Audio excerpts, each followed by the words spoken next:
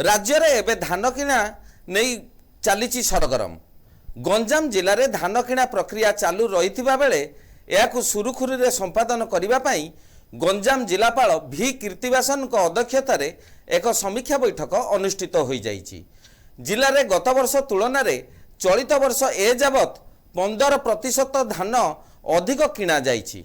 जिलार समस्त ब्लॉक रे यही प्रक्रिया किपरि चली ताकू नहीं जिलापाल जिलार समस्त अधिकारी को पचारि बुझीथिले। एहासह निर्धारित समय सीमा मध्य जिले समस्त चाषी धान क्रय करने लक्ष्य करा जाइथिबा बेले सेगुड़ी को सुरुखुरी रे क्रय करने जिलापाल समस्त अधिकारी को निर्देश देइचंती। जिले में मोट 1,56,713 जन चाषी धान किनिबा पई पंजीकरण करथिबा बेले वर्तमान सुधा 1,07,854 जन चाषी धान विक्रय करिसंती। चलित वर्ष जिला को 3टी पर्यायर 51,56,300 क्विंटाल धान किनिबा पई टार्गेट थिबा बेले वर्तमान सुधा 38,97,872 क्विंटाल धान क्रय करा जाइछि, जहाँकि 69% अटे। सेही भली वर्तमान सुधा 94,998 जन चाषी निज निज टंका पाई सारिचंती।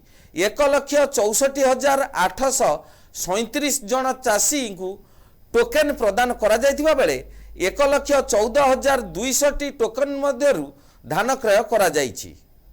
पैडी प्रोक्योरमेंट रिलेटेड गोटे रिव्यू मीटिंग आज आयोजन कराइतला जोतिरे सीएसओ तंकर एंटायर टीम बीआरसीएस एवं सब कलेक्टर तहसीलदार भी समस्त उपस्थित थिले। ए वर्ष गंजाम जिलार धान किना बहुत बड़ो पेस रे चली। गत वर्ष अपेक्षा आम आज दिन में जदि देखिए गत वर्ष थिला 34,70,000 क्विंटल अगेंस्ट ए वर्ष आम पाखापाखि 38,66,000 क्विंटल किनेछु, जोटा 4 ରୁ 5 लाख क्विंटल अधिक ए वर्ष धान किना होइछि।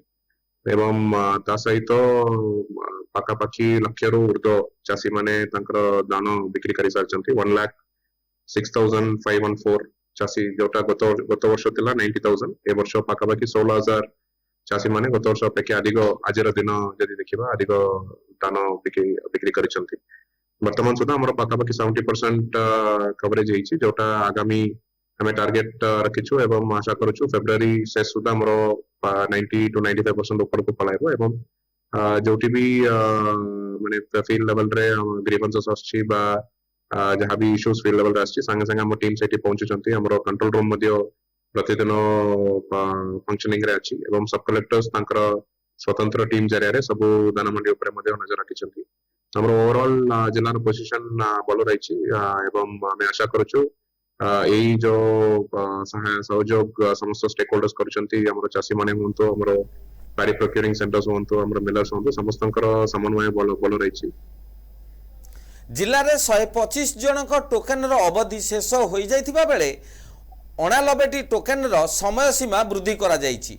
बळका थिबा टोकेन गुडी को पर्यायक्रम समय सीमा वृद्धि करा जिवो। चलित वर्ष धान क्रय पई मोट 505टी मंडी खोला जाइथिबा बेले 371टी पैक्स 133टी एसएजी और गोटे पानी पंचायत को नियोजित करा जाइछि। छत्रपुररू सुजय धड़क रिपोर्ट एनटीवी।